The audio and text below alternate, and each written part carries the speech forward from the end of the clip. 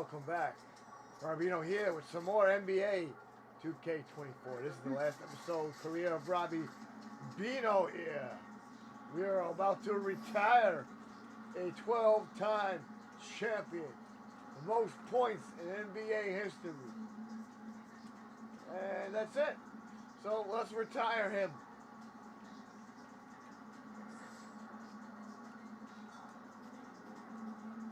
Let's go retire now. Where do we go? Hey, MP. Go tier menu. Okay, view Hall of Fame speech. Here we go. Leave a like, guys. Every basketball fan around the world knows the legend of MP.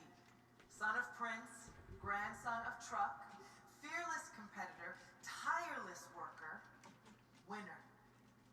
And while the seeds of all of this were planted long before I met him, the MP that I met was, in many ways, still a child. Now, I don't mean that as an insult. When he first walked into my office, he was only 19 years old. How many of you were fully formed adults at 19? Huh? Shaq? I'm looking at you specifically, buddy. Shaq! Now, what do I mean when I say he was a child? Well, for one thing, he had a child's enthusiasm for the game. MP hung on my every word when we first met. Listened to everything I said like it was the most important thing he had ever heard. I mean, and he really did listen. You know, he'd go out and execute something you talked about in a film session like he'd been working on it his entire life. But he was a child in other ways, too. For one thing, he was obsessed with Ninja Turtles.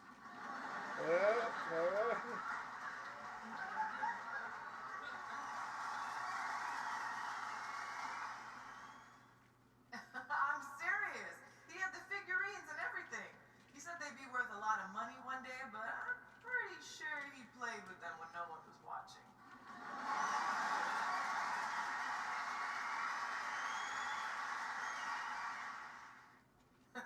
What I'm trying to say is that MP was himself, first and foremost, from day one in the league until the day he retired. And while he did a lot of growing up over the years, that boyish enthusiasm for the game never left him. It's what made him great. He never lost that passion for learning and growing and getting better. And I'm pretty sure he still has those Ninja Turtle figurines laying around somewhere. Now, you can't talk about MP without talking about his accomplishments on the court. So, let me talk about some of the most impressive. He is the league's all-time leading scorer.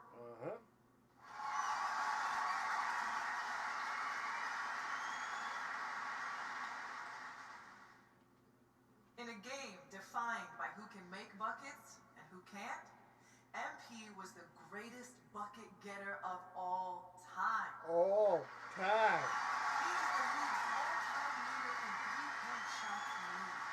3-point shots made.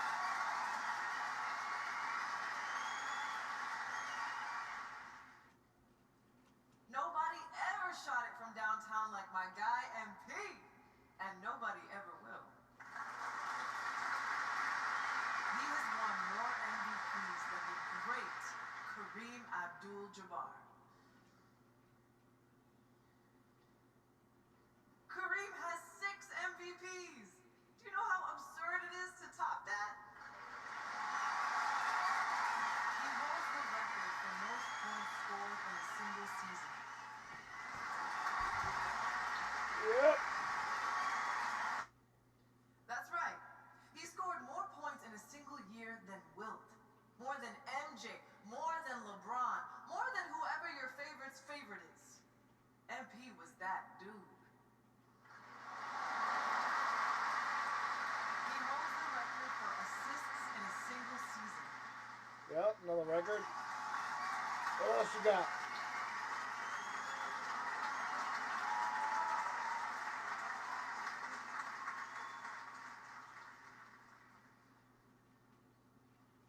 I've never seen someone so dialed in over the course of an entire year, and I doubt we ever will again. He holds the record for three-pointers made Another. What else? Now, records are made to be broken, but it's going to be a long time before we see someone that locked in for that long a period of time. He broke the most unbreakable record in sports, topping Wilt's famous 100-point game. Yep. I think my highest was 107. I mean, come on! Will anyone who witnessed that masterpiece ever forget where they were when they saw it? I know I won't. I mean, I happen to have the best seats in the house, but still. Look, I could go on and on about the greatness of MP, but I know he likes to do that too. So, rather than step on all of his toes, allow me to introduce the man you are all here to see, the legend, the GOAT, MP. Here we go. Let's go. Like, comment, subscribe. Ding that bell, guys. Here he is. That's the suit you gave me, 2K. Thank you so much. And thank you, Coach Warren, for that beautiful introduction. Some people might be wondering why you took a few shots at me in my extremely valuable collectibles, but anyone who knows you knows you're a master motivator. And anyone who knows me knows I rise to the occasion when I've been disrespected. So once again, thank you. Thank you from the bottom of my heart for helping me unlock the best version of me. Like Coach Warren just mentioned, people know my story by now. They know about my grandpa, the late, great Truck. They know about my father, Prince, and how he joined the league as a cocky kid but left a champion. And what they might not know is that throughout my career, me and my dad would have these sprawling conversations late into the night where we talk about the history of the game and my family's place in that history.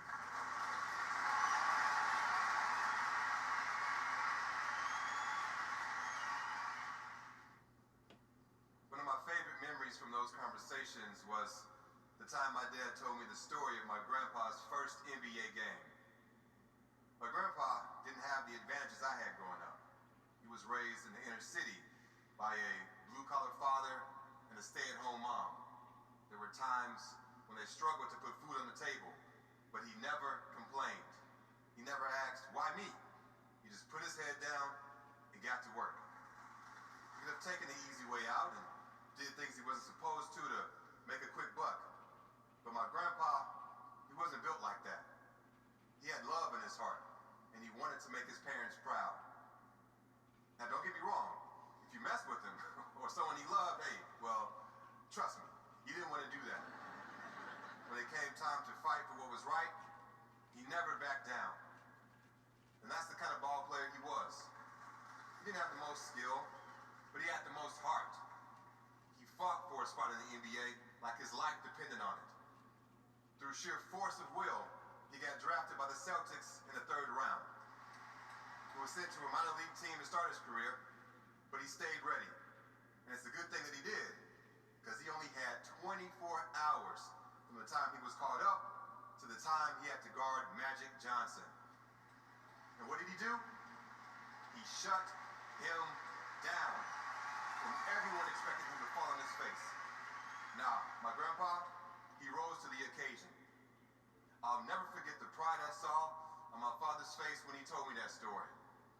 He knew that if it wasn't for my grandpa's fierceness, loyalty, and unwavering belief in himself, neither of us would be where we are today. I love you, Grandpa. Thanks for everything.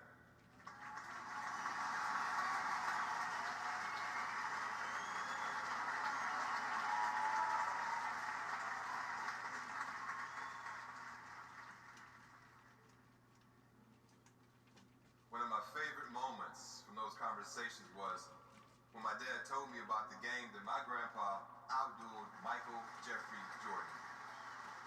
Everyone remembers Truck as a defensive force, a great locker room guy, a valuable veteran mentor who showed young guys the ropes. But what most people don't remember is that the man could hoop. Now, that wasn't his strength, but when he felt like the team needed it, he wasn't afraid to get into his bag. If you don't believe me, watch the game. For those who need a refresher, the Pistons lost their first 3 matchups with the Bulls that year, and Coach Daly was sick of it. So during the 4th game, when MJ went out for 11 of the Bulls' first 12 points, my grandpa got the call to come in and knock MJ around a little, bad boy style. But Grandpa had other plans. He knew that what the team needed that day was for someone to go toe-to-toe with his airness. And by the time the dust settled, defensive stalwart Truck had outdueled the great Michael Jordan. The thing that I love about that story is that it shows a side of my grandpa most people didn't get to see. He sacrificed for his family, and he was a really serious guy, but he loved life, and he loved the game of basketball. And every once in a while, that fun-loving guy would come out of his shell and show the world that you can't pigeonhole someone, no matter how well you think you know them. One of my favorite memories from those conversations was the time that my dad told me about his first game against the late, great Kobe Bryant. People might remember that my dad was on fire that game, and you might expect him to be proud of that. But it turned out to be the worst thing for him, because it gave him too much confidence. You need to believe in yourself to make it in this league, for sure. But the flip side to that is, you have to stay hungry. And sometimes, when you get early success, it can go to your head. That's what happened to my dad. He took his foot off the gas and was left behind. For a little while, anyway. The great thing about this story is it ends in triumph. Rather than whine and sulk his way out of the league, he got his head screwed on straight, got to work, and ended his career a champion. Growth isn't linear. When you think things can only go up, they go down. And when you think things can only go down, hey, they go up. My dad learned that the hard way, but he learned it. And that perseverance is something I'll always respect about him. One of my favorite memories from those conversations is when my dad told me about shutting down the great LeBron James in the NBA Finals. I love you, LeBron, don't get me wrong, but this is my moment, so I gotta tell this story. Fuck you, LeBron.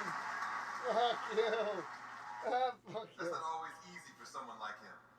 My dad could hoop. He had everything in his life.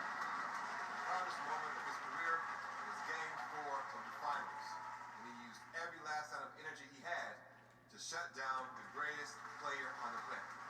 And again, I'm sorry, LeBron, but he held King James to under 10 points. Do you understand how wild that is in that moment? Lots of people still think he's some brash kid with no respect for the game. But those who knew him and loved him like I do understand that he's a human being, one who learned from his mistakes and came out on the other side a better ball player and a better human being.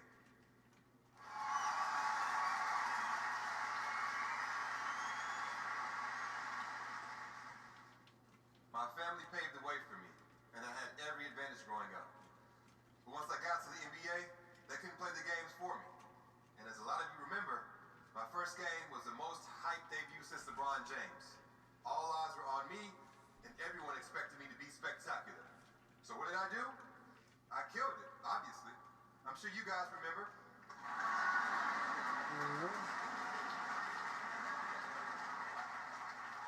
20 million people watched that game. There's a reason I'm standing here right now, and it's not because I'm a great public speaker. It's because I delivered, time and time again.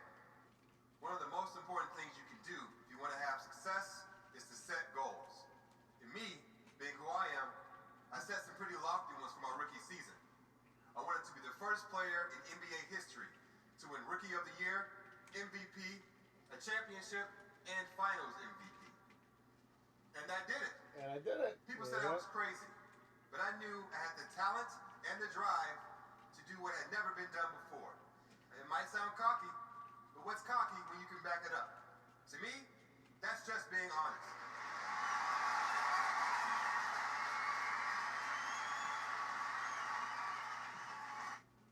When people talk about my career, one of the first things they mention is how many championships I've won. When I meet people for the first time, one of the most common questions I get is, what's it like to have more championships than Michael Jordan or LeBron James? Most people think I'll talk about the glory, the money, the fame. But when I think about those championships, I think about the people I shared those moments with. Winning means nothing if you have no one to share it with. So I'd like to thank every teammate, every coach, every friend, every family member, and every mentor who was there for me during my playing days. Without you all beside me, the winning wouldn't mean a thing.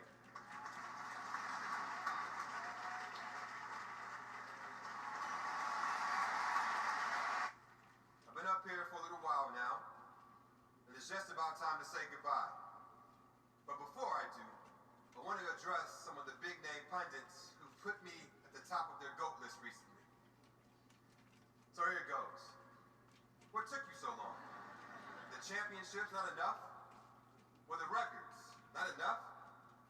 Some people say I should be grateful to be in the discussion. But legends are ungrateful to be in a discussion. We want to win.